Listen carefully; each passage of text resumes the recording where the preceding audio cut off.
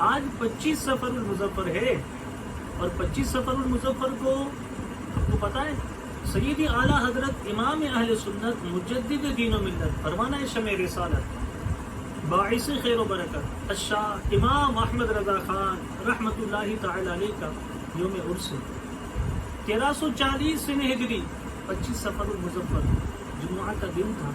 68 سال کی عمر میں سیدی اعلیٰ حضرت رحمۃ اللہ تعالی علیہ عین اذان جمعہ کے وقت اس دنیا فانی سے پردہ کر جاتے ہیں۔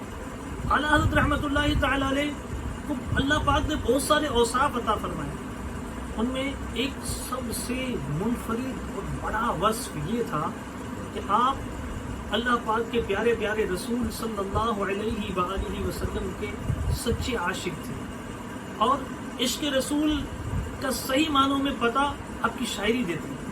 آپ کے سامنے چند اشعار رکھتا ہوں، آپ اس کو بغور سنیں اور سمجھیں کہ اعلیٰ حضرت رحمۃ اللہ تعالی علیہ کے عشق کی معراج کیا تھی۔ دیکھیے چاند جو ہم مون ہے نا، اس کو ہم دیکھتے ہیں کہ یہ اس کا شعر و شاعری میں بڑا دخل ہے۔ لوگ اپنے محبوب کے حسن کو، اس کی دلکشی کو، اس کی خوبصورتی کو چاند سے تشبیہ دیتے ہیں۔ اعلیٰ حضرت رحمۃ اللہ تعالی علیہ کی بات کی جائے تو سیدی اعلیٰ حضرت رحمۃ اللہ تعالی علیہ انداز پر قربان ہو جائیے کہ اعلیٰ حضرت رحمۃ اللہ تعالی علیہ نے چاند کے حوالے سے کیا کچھ بیان فرمایا، اور سرکار اعلیٰ حضرت نے چاند کو نعت محبوب کے لیے استعمال کیا ہے۔ وہ اپنی مثال آپ ہے، چند مثالیں سن لیجیے۔ عموماً شاعر حضرات چاند کے حسن کی تو بات کرتے ہیں مگر اس کے دھبوں کو نظر انداز کر دیتے ہیں۔ سرکار اعلیٰ حضرت نے عشق کے رنگ میں بتا دیا کہ چاند پر دھبے کیوں ہیں، چنانچہ فرماتے ہیں بر کے انگشت نبی چمکی تھی اس پر ایک بار، آج تک ہے سینہ مہ میں نشان سوختہ، یعنی سرکار مدینہ قرار قلب و سینہ صلی اللہ علیہ وآلہ وسلم کے مبارک ہاتھ کی نورانی انگلی ایک مرتبہ چمک کر چاند پر پڑی، اور چاند آج تک اس کے سینے میں جلن کا نشان موجود ہے۔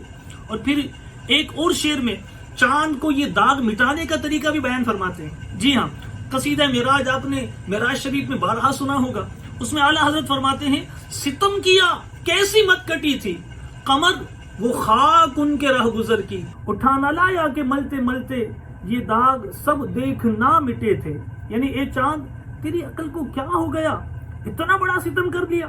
جب معراج کی رات آقا کریم صلی اللہ علیہ وآلہ وسلم آسمانوں کی سیر کے لیے تشریف لائے تھے تو ان کے رہگزر کی خاک لے جاتے، اپنے داغوں پر ملتے رہتے۔ تمہارا اس خاک کو ملنا تھا کہ تمہارے سارے داغ ختم ہو جاتے۔ ایک اور جگہ سرکار اعلیٰ حضرت اس چاند کو رسول اکرم صلی اللہ علیہ وآلہ وسلم کے بچپن کا کھلونا قرار دیتے ہیں۔ اس میں ایک حدیث کی طرف بھی اشارہ ضرور موجود ہے۔ اعلیٰ حضرت نے جو شعر کہا وہ سنتے ہیں، فرماتے ہیں چاند جھک جاتا جدھر انگلی اٹھاتے مہد میں، کیا ہی چلتا تھا اشاروں پر کھلونا نور کا۔ ایک اور مقام پر فرماتے ہیں ماہ مدینہ اپنی تجلی عطا کر، یہ ڈھلتی چاندنی تو پہر دو پہر کی ہے، یعنی ایک آسمانوں کا چاند ہے اور ایک مدینے کا چاند ہے۔ آسمانوں کا چاند بھی روشنی بکھیرتا ہے، مدینے کا چاند بھی نور کی خیرات بانٹتا ہے۔ آسمانوں کا چاند جو روشنی دیتا ہے وہ ایک دو پہر تک کے لیے ہوتی ہے، جبکہ مدینے کے چاند اگر نور کی جھلک بھی عطا فرما دے تو دنیا اور آخرت دونوں روشن ہو جاتے ہیں۔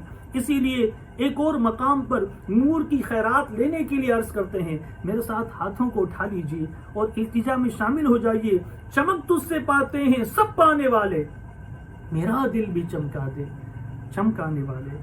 سیدنا جابر بن سمورہ فرماتے ہیں ایک مرتبہ میں نے اللہ کے رسول صلی اللہ علیہ وآلہ وسلم کو چاندنی رات میں سرخ دھاری دار حلہ پہنے ہوئے دیکھا۔ میں کبھی چاند کی طرف دیکھتا، کبھی آپ کے چہرہ انور کی طرف دیکھتا، مجھے آپ کا چہرہ چاند سے بھی زیادہ خوبصورت نظر آتا تھا۔ مفتی احمد یار خان نعیمی رحمۃ اللہ تعالی اس حدیث پاک کی شرح میں جو کچھ فرماتے ہیں یقین کیجئے دل سینے میں جھوم جائے گا، عشق و مستی آپ کی بڑھ جائے گی۔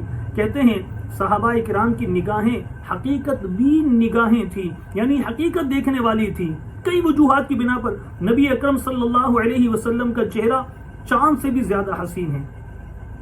چاند صرف رات میں چمکتا ہے، چہرہ مصطفیٰ تو دن رات چمکتا ہے. چاند صرف 3 رات آب و تاب سے چمکتا ہے، چہرہ مصطفیٰ ہمیشہ ہر دن اور ہر رات چمکتا ہے. چاند جسموں پر چمکتا ہے، چہرہ مصطفیٰ جسموں کے ساتھ ساتھ دلوں پر بھی چمکتا ہے.